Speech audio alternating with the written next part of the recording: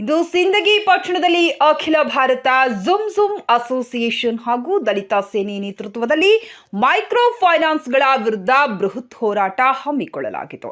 ಹೋರಾಟದ ನೇತೃತ್ವವನ್ನು ವಹಿಸಿಕೊಂಡಿರುವ ಅಖಿಲ ಭಾರತ ಝುಮ್ ಅಸೋಸಿಯೇಷನ್ ಅಧ್ಯಕ್ಷ ಮೊಹಮ್ಮದ್ ಯೂಸುಫ್ ಜಮಾದಾರ್ ಮಾತನಾಡಿ, ಸಾಲಗಾರರ ಸುಲಿಗೆ ಮಾಡುತ್ತಿರುವ ಮೈಕ್ರೋ ಫೈನಾನ್ಸ್ಗಳು ರಿಸರ್ವ್ ಬ್ಯಾಂಕ್ ನಿಯಮಾವಳಿ ಗಾಳಿಗೆ ತೂರಿ ತಮ್ಮ ಮನಬಂದಂತೆ ನಿಯಮಾವಳಿಗಳನ್ನು ಅಳವಡಿಸಿಕೊಂಡು ಸಾಮಾನ್ಯ ಜನರಿಗೆ ಮೋಸ ಮಾಡುವ ಕೆಲಸ ಪ್ರಾರಂಭಿಸಿವೆ. ಮೈಕ್ರೋ ಫೈನಾನ್ಸ್ ಸಂಸ್ಥೆಗಳು ಇನ್ನು ಮುಂದೆ ಸಾಲಗಾರರಿಗೆ ತೊಂದರೆ ಕೊಡುವುದು ಅಥವಾ ಅವರ ಕುಟುಂಬದ ಸದಸ್ಯರಿಗೆ ತೊಂದರೆ ಕೊಡುವುದು ಮಾಡಿದರೆ ಮುಂಬರುವ ದಿನಗಳಲ್ಲಿ ಉಗ್ರ ಹೋರಾಟದ ಎಚ್ಚರಿಕೆ ನೀಡುತ್ತಿವೆ ಎಂದರು.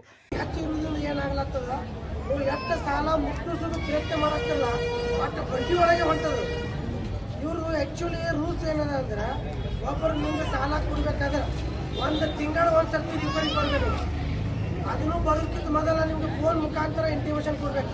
ನಿಮ್ಮ ಮನೆ ಕೊಟ್ಟಿದ್ದೀವಿ, ನಿಮ್ಮ ಮನೆಗೆ ಬರಲಿ ನೀವು ಆಫೀಸಿಗೆ ಬರ್ತೀರಿ. ಈ ಥರ ಇವರು ಏನು ಆ್ಯಕ್ಟಿವಿಟೀಸ್ ಮಾಡಾಕತ್ತಿಲ್ಲ. ಇವ್ರು ಏನು ಮಾಡಾಕತ್ತಾರೆ ಅಂದರೆ, ಇವ್ರಿಗೆ ನಮ್ಮ ಭಾರತ ದೇಶದ ನಾರಿ ಶಕ್ತಿ ಗೊತ್ತಿಲ್ಲ. ಭಾರತ ದೇಶ ನಾರಿ ಅಂದ್ರೆ ನಮ್ಮ ರಾಣಿ ಕಿತ್ತೂರು ಚೆನ್ನಮ್ಮ ಇದ್ದಾಗಿರಲಿ ಎಲ್ಲರೂ, ಮತ್ತು ವಂಕೈ ಒಬ್ಬ ಇದ್ದಾಗ ಎಲ್ಲರೂ ಒಬ್ಬ ಇದ್ದಾಗ ಇವರು ಏನು ಮೈಕ್ರೋ ಫೈನಾನ್ಸ್ ಕೊಡಕತ್ತಾರ. ಇವ್ರು ಏನು ತಿಳ್ಕೊತಾರ, ಒಬ್ಬ ಹೆಣ್ಮಕ್ಳಿಗೆ ಸಾಲ ಕೊಟ್ಟರೆ ಅವರು ಮರ್ಯಾದೆಗೆ ಅಂಜಿ ಸಾಲ ತುಂಬ್ತಾರೆ. ಈಗ ನಮ್ಮ ಮೈಕ್ರೋ ಫೈನಾನ್ಸ್ ಅವ್ರಿಗೆ ಒಂದು ಏನು ನಮ್ದು ಸವಾಲಾದ, ಅವರು ಜೆಂಟ್ಸ್ ಮಂದಿಗೆ ಯಾಕೆ ನೌಕರಿ ಇಟ್ಕೊಂಡಾರ? ಯಾಕೆ ಲೇಡೀಸ್ರಿಲ್ಲ ಕಲ್ತವ್ರು? ನಿಮ್ಮದಾಗ ಕಲ್ತವ್ರು ಯಾರಿಲ್ಲ. ಲೇಡೀಸ್ ಮೈಕ್ರೋ ಫೈನಾನ್ಸ್ ಕೆಲಸ ಇಟ್ಕೋಬೇಕು, ಆದ್ರೆ ಅವರು ಆ ಥರ ಮಾಡ್ತಾ ಇಲ್ಲ. ಒಂದು ರೀತಿ ಗುಂಡಾವರ್ತನೆ ಮಾಡ್ತಾರೆ. ತಮ್ಮ ಮನೆ ಗಂಡ ಅದಾನೋ, ಊಟ ಮಾಡಕತ್ತಾನೋ, ಏನು ಜಳಕ ಬರೋದು, ಗುಂಡಾವರ್ತನೆ ಮಾಡೋದು, ಕುಡಿಯೋದು, ರೊಕ್ಕ ಕುಡಿತಾನ ಹೋಗಂಗಿಲ್ಲ ಅನ್ನೋದು.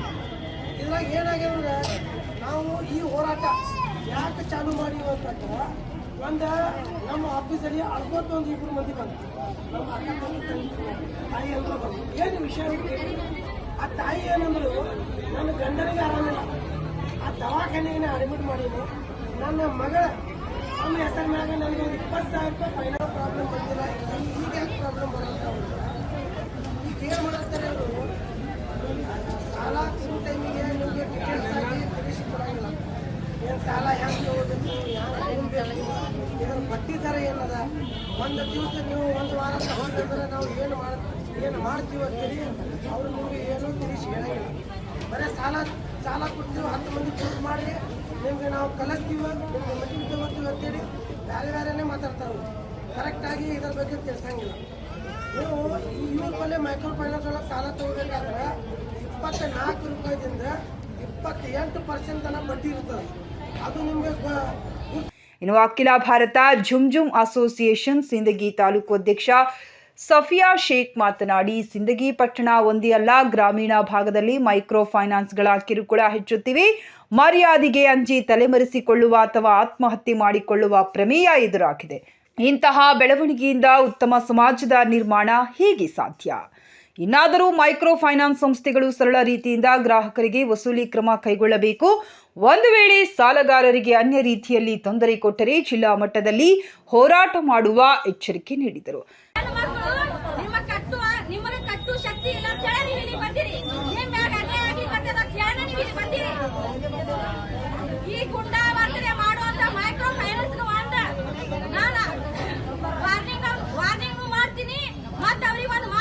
ಇಷ್ಟಪಡ್ತೀನಿ.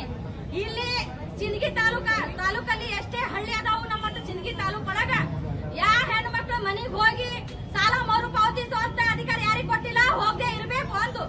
ಮತ್ತೆ ಇವ ಸಾಲ ಕಟ್ಟಕ್ ಆಗಲ್ಲ ಅಂದ್ರ ಹೆಣ್ಣು ಮಕ್ಕಳಿಗೆ ಟೈಮ್ ಸೌಲಭ್ಯ ಕೊಡ್ಬೇಕು ಒಂದು. ಇದು ಎಲ್ಲಾ ಮೀರಿ ಅವ್ರ ಮನೆಗೆ ಹೋಗಿ ಗುಂಡಾವರ್ತನೆ ಮಾಡಿದ್ರ ನಾವು ಇಲ್ಲಷ್ಟೇ ಇವತ್ತಷ್ಟೇ ಮಾಡಿ ಬಿಡುದಿಲ್ಲ. ಇದನ್ನ ಮತ್ತು ತಿರ್ಗಾ ಮಾಡ್ತೀವಿ. ಅದೇ ರೀತಿ ತೊಂದರೆ ತಾಲೂಕು ಹಳ್ಳಿಗಳಿಂದ ಬಂದಿರುವೆ ಈ ಜನ. ತಾಲೂಕು ಜಿಲ್ಲೆ ಸ್ಟೇಟ್ ಏರಿ ಬೆಂಗಳೂರು ಒಳಗೆ ಸಹಿತ ಮಾಡ್ತೀವಿ. ಇದು ಎಲ್ಲ ತನ ಅನ್ಯಾಯ ಅಲ್ಲ ಒಳಗೆ ನಾವು ಹೋರಾಟ ಮಾಡ್ತೀವಿ. ಇದನ್ನ 2 ಮಾತು ಹೇಳಿ ಹಿಂದುಳಿದಂತ ನಮ್ಮ ಅಣ್ಣರಿಗೆ ಅವಕಾಶ ಕೊಡ್ತೀನಿ. ಇರೋದು ಅಧಿಕಾರ ಹೆಣ್ಣು ಮಕ್ಕಳ ಮನೆತನ ಹೋಗಿ ಅವ್ರ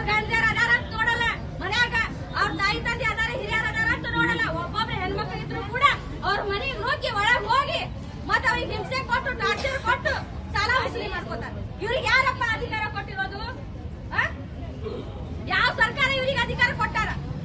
ಇಲ್ಲಿ ಆಗ್ತಿರೋಂತ ಹೆಣ್ಮಕ್ಳ ಮೇಲೆ ದೌರ್ಜನ್ಯ ಎಷ್ಟು ಆಗ್ತಾ ಇದೆ, ಎಷ್ಟು ನೊಂದು ಬೆಂದು ಬಂದಾರಂದ್ರ ಈ ಸದ್ಯಕ್ಕ ನಮ್ಮ ಬಿಜಾಪುರದಿಂದ, ನಮ್ಮ ಜಗ್ಜನ ಯಶುವೇಶನ್ ಇಂದ, ನಮ್ಮ ರೈತರ ಸಂಘಟನೆಯಿಂದ ಇಷ್ಟೆಲ್ಲ ನಮ್ಮ ಅಣ್ಣದಿರು ಬಂದ ನಮಗೆ ಸಹಾಯ ಮಾಡಕ್. ಇಲ್ಲಿ ನಮ್ಮ ಕಷ್ಟ ಯಾರಾದ್ರೂ ನೋಡಕತ್ತಾರ?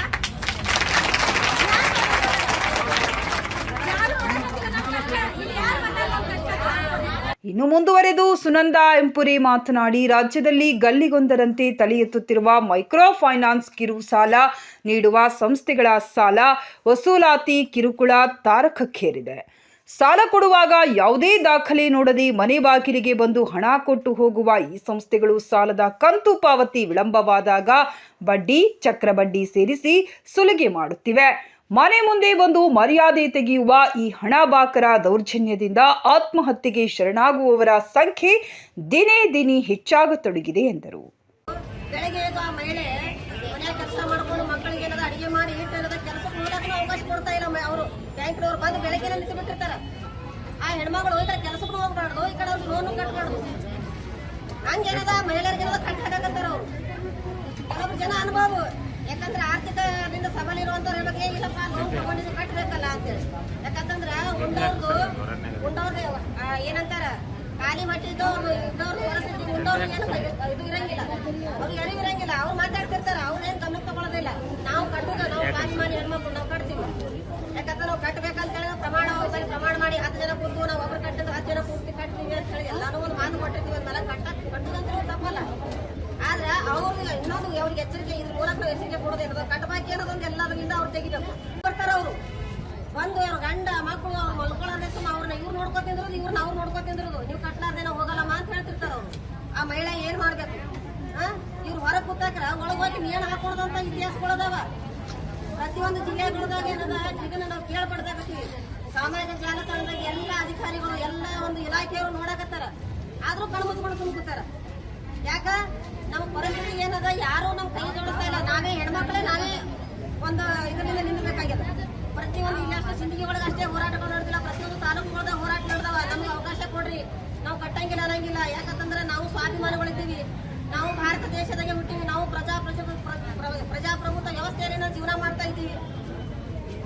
ಎಲ್ಲವನ್ನು ಅರಿವಿಗೆ ಇಟ್ಟುಕೊಂಡು ಏನದ ನಾವು ಒಂದು ಇದರಲ್ಲಿ ನಡೆದಿದ್ರು ಕೂಡ ಏನದ ಮೈಕ್ರೋ ಫೈನಾನ್ಸ್ ಅವ್ರಿಗೆ ಏನದ ನಮ್ಗೆ ನೋಟಿಸ್, ಅವ್ರ ಬ್ಯಾಂಕ್ ನೋಟಿಸ್ ಕಳಿಸ್ತಾರ. ಅವಾಗ ನಾವೇನ್ ಮಾಡೋದು, ಎಚ್ಚೆತ್ತುಕೊಂಡು ಏನದ ಎಲ್ಲರೂ ಅಲ್ಲಿ ಇಲ್ಲಿ ಸಾಲ ಮಾಡಿ ಏನದ ಅವ್ರ ಕಟ್ಟಿ ಏನದ ಅದರಿಂದ ನೀವು ವಿಮುಕ್ತ ಆಗ್ತಿರ್ತೀವಿ. ಇವ್ರು ಹಂಗಿಲ್ಲ. ಇವ್ರು ಏನಾದ್ರೂ ನಾವು ಒಂದ್ ಕಂತು 2 ಕಂತು 4 ಕಂತು ತುಂಬಲಿಲ್ಲ ಅಂತಂದ್ರ ಎಲ್ಲಿ ನಮಗೆಲ್ಲ ಸಾಲ ಸೌಲಭ್ಯ ಸಿಗ್ಲಾರ್ದಂಗೆ ಏನದ ನಮ್ಮ ಆಧಾರ್ ಕಾರ್ಡ್ ಅಟ್ಯಾಚ್ ಮಾಡಿ ಕಟ್ ಮಾಡ್ಬಿಡ್ತಾರೆ. ಇದರಿಂದ ನಾವು ವಂಚಿತರಾಗಿ ಈ ಒಂದು ವ್ಯವಸ್ಥೆ ಏನದ ಅವ್ರಿಂದ ಹೋಗ್ಬೇಕು. ಒಂದೇದು ನಾವು ಇನ್ನೊಂದು ತಪ್ಪು ದಾರಿಯಿಂದ ಹೋಗಲ್ಲ. ನಾವು ಕಟ್ಕೊಂಡು ಏನದ ದುಡ್ಡು ಕಟ್ಟಂಗಿಲ್ಲ ತನ್ನಂಗಿಲ್ಲ. ನಮ್ಗೆ ಕಟ್ಲಕ್ಕೆ ಅವಕಾಶ ಮಾಡ್ಕೊಡಕತ್ತಿಲ್ಲ ನೀವು ಮೈಕ್ರೋ ಫೈನಾನ್ಸ್ ಅವರು. ಯಾಕಂತಂದ್ರ RBI ಕಡೆಯಿಂದ ಬರುವಂತ ನಿಯಮಗಳೇ ಬೇರೆ, ನೀವು ಮಾಡುವಂತ ನಿಯಮಗಳೇ ಬೇರೆ ಆಗ್ಬಿಟ್ಟಾವ. ಯಾಕಂತಂದ್ರ ನೀವೇ ಸ್ವಂತ ಒಂದು ಸೃಷ್ಟಿ ಮಾಡುವಂತ ನಿಯಮಗಳು ಮಾಡ್ತಾ ಇದ್ರಿ ಮೈಕ್ರೋ ಫೈನಾನ್ಸ್ ಅವರು. ಅದನ್ನ ನಿಮ್ಮ ಅರಿವಿಗಿರ್ಬೇಕು. ಯಾಕಂತಂದ್ರ ನಾವು ಸಿಂದಗಿ ತಾಲೂಕಿನವ್ರು ಅಷ್ಟೇ ಈಗ ಹೋರಾಟಗಳು ಮಾಡಕತ್ತಿಲ್ಲ. ಮಹಿಳೆಯರು ನಮ್ಮ ಗಮನಕ್ಕೆ ಬಂದಿದ್ದು, ನಮ್ಮ ಮನೆ ಪಕ್ಕನೇ ಏನದ ಒಂದು ನಮ್ಮ ಕಾಲಂ ಜಬ್ಲಿ ಇರೋತನ ಏನದ ನಮ್ಗೆ ಲೋನ್ ಕೊಡಂಗಿಲ್ಲ ಅನ್ನೋ ವಿಚಾರಗಳನ್ನು ನಾವೆಲ್ಲ ಕಂಡಿದ್ದೀವಿ. ಇವ್ರು ಮೈಕ್ರೋ ಫೈನಾನ್ಸ್ ಅವ್ರು ಏನ್ ಮಾಡ್ತಾರ, ಕೇವಲ ಒಂದು ಆಧಾರ್ ಕಾರ್ಡ್ ಅನ್ನ ನಮ್ಮನ್ನು ತಗೊಂಡು ನಮ್ಗೆ 20,000, 30,000, 50,000, 1 ಲಕ್ಷನೋ ಸಾಲಗಳನ್ನು ಕೊಡೋದು. ಅವ್ರಿಗೆ ಏನದ ಅಭಿನಂದನೆಗಳನ್ನ ಸಲ್ಲಿಸ್ತೀವಿ. ಯಾಕಂತಂದ್ರೆ ಅದನ್ನು ಕೊಟ್ಟು ನಮ್ಮನ್ನು ಯಾವ ತರ ಮಾಡಕತ್ತಾರ ಅಂತಂದ್ರೆ ಅದಕ್ಕಿಂತ 2 ಪಟ್ಟಗಳನ್ನು ವಸೂಲಿ ಮಾಡಕತ್ತಾರ. ಅದು ನಮ್ಗೆ ಗೊತ್ತಾಗಲ್ಲ. ಯಾಕಂತಂದ್ರೆ ನಾವು ಅರ್ಧಂಬರ್ಧ ಕಲ್ತೀವಿ, ಅದ್ರ ನಿಯಮಾವಳಿಗಳು ಗೊತ್ತಿರ, ಅದ್ರ ಬೈಲ ಏನನ್ನೋದು ಗೊತ್ತಿರಂಗಿಲ್ಲ. ಅದೇ ನಮ್ಮ ಬೈಲ ಕೊಡ್ತಾರ ಅಂದ್ಮೇಲೆ ನಾವು ಸಾಲ ತಗೋತೀವಿ. ಆಮೇಲೆ ಕಟ್ಟುವಂತ ವಿಚಾರ ಬಂದಾಗ ನಮ್ಗೆ ಯಾವ ತರ ಒಂದು ಹರೇಸ್ಮೆಂಟ್ ಮಾಡ್ತಾರ ಅನ್ನೋದು ನಮ್ಗೆ ಅರಿವಿಗೆ ಬರಂಗಿಲ್ಲ. ಅವಾಗ ಏನದ ನಮ್ಮ ಕುಡುಕು ಗಂಡದರ ಜೊತೆಲಿಂದ ನಮ್ದೇನೋ ಸಂಸಾರ ಹಾಳು ಮಾಡ್ಕೊಳ್ಳೋದು. ಅಲ್ಲೇ ಸಾಲ ತಗೊಂಡಿದ್ವಿ, ಇಲ್ಲೇ ಸಾಲ ತಗೊಂಡಿದ್ವಿ ಅಂತ ಹೇಳಿ. ಯಾಕಂತಂದ್ರ ಹೆಣ್ಣು ಮನೆ ಜವಾಬ್ದಾರಿ ಹೊತ್ತಂತ ಒಂದು ಗಂಡು, ಅದು ಇವರು ಮೈಕ್ರೋ ಫೈನಾನ್ಸ್ ಅರ್ತಿರ್ಬೇಕು. ರಾಷ್ಟ್ರೀಕೃತ ಬ್ಯಾಂಕಿನವ್ರು ಏನ್ ಮಾಡ್ತಾರ, ನಮ್ಗೆ ಏನಾದ್ರು ಸಾಲ ಸೌಲಭ್ಯಗಳು ಕೊಟ್ಟು ಅಂತಂದ್ರ 1 ವರ್ಷದ ತನ 2 ವರ್ಷದ ತನ ಕಾಯ್ತಾರ ಅವರು. ಹಾಗೂ ಇಲೆಕ್ಟ್ರಾನಿಕ್ ಮೀಡಿಯಾದವರಿಗೆ ಒಂದು ವಿನಂತಿ ಏನಪ್ಪಾ ಅಂತ ಹೇಳಿಕಂತಂದ್ರೆ, ತಾವು ಈ ರೀತಿ ಬರಬೇಕಪ್ಪ ಅಂತ ಹೇಳಿಕಂತಂದ್ರೆ ಇದು ಯಾವುದೋ ಒಂದು ಸಿಂದಗಿ ಪಟ್ಟಣದಲ್ಲಿ ಇರುವಂತಹ ಮಹಿಳೆಯರ ಸಮಸ್ಯೆ ಅಲ್ಲ, ಇಡೀ ಕರ್ನಾಟಕ ರಾಜ್ಯದಲ್ಲಿ ಮೂಲೆ ಇರುವಂತ ಸುದ್ದಿ. ಅದಕ್ಕಾಗಿ ನಾನು ಇದನ್ನು ಸ್ಟೇಟ್ ಎಡಿಷನಲ್ ಮಾಡಬೇಕಂತ ಹೇಳಿ ಮಾಧ್ಯಮಗಳಿಗೆ ವಿನಂತಿ ಮಾಡ್ತೇನೆ. ಯಾಕಪ್ಪ ಅಂದ್ರೆ ಇವೆಲ್ಲ ಭಾಳ ನೊಂದವು. ಅವರು ಆಫೀಸರ್ಗಳು ಬಂದು ಮನೆಗೆ ಭಾಳ ಕಿರಿಕಿರಿ ಮಾಡ್ತಾರ, ಭಾಳ ಜೀವ ತಿಂತಾರ. ರೊಕ್ಕ ಕಟ್ಟಿಲ್ಲಪ್ಪ ಅಂತ ಹೇಳಿಕಂತಂದ್ರೆ ಅವ್ರಿಗೆ ಅಮಾಂಶ ಶಬ್ದ ಮಾಡ್ತಾರ. ಎಲ್ಲರೂ ಹೊತ್ತು ನನಗೆ ಹೇಳ್ತೀವಿ, ನಿಮ್ ಕಡೆ ರೊಕ್ಕ ಕೊಡಕ್ಕಾಗಿಲ್ಲ ಅಂದ್ರೆ ಯಾಕೆ ತಗೊಂಡು ಅಂತ ಹೇಳಿ ಮಾತಾಡ್ತಾರ. ಒಂದು ಮಹಿಳೆಗೆ ಮಾತಾಡ್ಬೇಕಪ್ಪ ಅಂತ ಹೇಳಿಕಂತಂದ್ರೆ ಭಾಳ ಜವಾಬ್ದಾರಿಯನ್ನು ಮಾತಾಡಬೇಕು. ಆ ಜವಾಬ್ದಾರಿಯನ್ನು ಒಂದು ಸಂವಿಧಾನ ಕೊಟ್ಟಾರ. ಆ ಸಂವಿಧಾನ ಮೂಲಕ ನಾವು ಇವತ್ತೇನೈತೆ ನಮ್ಮ ಹಕ್ಕನ್ನು ಕೇಳ್ತಾ ಇದ್ದು, ಬೇಟಿ ಬಚಾವ್ ಬೇಟಿ ಪಡಾವ್ ಅಂತ ಹೇಳ್ತಾರ ನಮ್ಮನ್ನ ಆಳುವ ನಾಯಕರು. ಇಷ್ಟೊಂದು ಜನರಿಗೆ ಅನ್ಯಾಯ ಆಗಿರ್ತದ, ಯಾರೋ ಕಣಿತರ ನೋಡಕತ್ತಿಲ್ಲ ಇವ್ರ ಕಷ್ಟ. ಇವ್ರೇನು ಬೇಕಂತ ಹೇಳಿಕೆ ಸಾಲ ತೆಗಿಲ್ಲ, ಸಾಲ ಎಲ್ಲರೂ ಮಾಡ್ತಾರ, ಅವ್ರ ಕಷ್ಟ ಅಂತ ಸಾಲ ತಗೋದಾರ. ಇಲ್ಲಿ ಯಾರು ಬಂದು ಕಮ್ಮಿ ಅಂತ ಹೇಳಿಕೆ ಹೇಳೋದಿಲ್ಲ, ಎಲ್ಲರೂ ಕಟ್ತಾರ. ಆದ್ರೆ ಸವಲತ್ತು ಕೊಡ್ರಿ, ಕಟ್ತಾರ. ನೀವು ಇವತ್ತೇ ಕಟ್ಟಬೇಕಂತ ಹೇಳಿಕಂತಂದ್ರ ಯಾರು ಮೊದಲು ಕಡೆಯಂದ್ರೂ ಆಗೋದಿಲ್ಲ. ಅದಕ್ಕೆ ಒಂದು ವೇಳೆ ತೊಂದರೆ ಕೊಟ್ಟ ಹಾಗೂ ಅನಾಹುತಕ್ಕೆ ತಾಲೂಕು ಆಡಳಿತ ಮತ್ತು ಹಂಗಂತ ಮೈಕ್ರೋ ಫೈನಾನ್ಸ್ ಬೇರೆ ಆಗ್ತಾರೆ ಅಂತ ಹೇಳಿ ಈ ಸಂದರ್ಭದಲ್ಲಿ ಹೇಳಿದ್ರು. ಯಾವುದೋ ಮಾಡಿ ಅವ್ರ ಕೇಸ್ ಹಾಕ್ರಿ, ನಿಮ್ಗೆ ಅವಂಚ ಶಬ್ದ ನಿಂದೆ ಮಾಡಿದ ಅಂತ ಹೇಳಿ ಏನಿಲ್ಲ, ನೀವು ಸಿವಿಲ್ ಪೊಲೀಸ್ ಅಂತ ಏನಿಲ್ಲ ಕೇಸ್ ಹಾಕ್ರಿ, ನಾವು ನಿಮ್ಮ ಜೊತೆ ಇದ್ದು. ನೀವು ಯಾವ ಮಕ್ಕಳಿಗೆ ಹಂಚುವಂತ ಅವಶ್ಯಕತೆ ಇಲ್ಲ. ಎಲ್ಲಿವರೆಗೂ ನಾವು ಹೋರಾಟಗಾರ ಯಾರು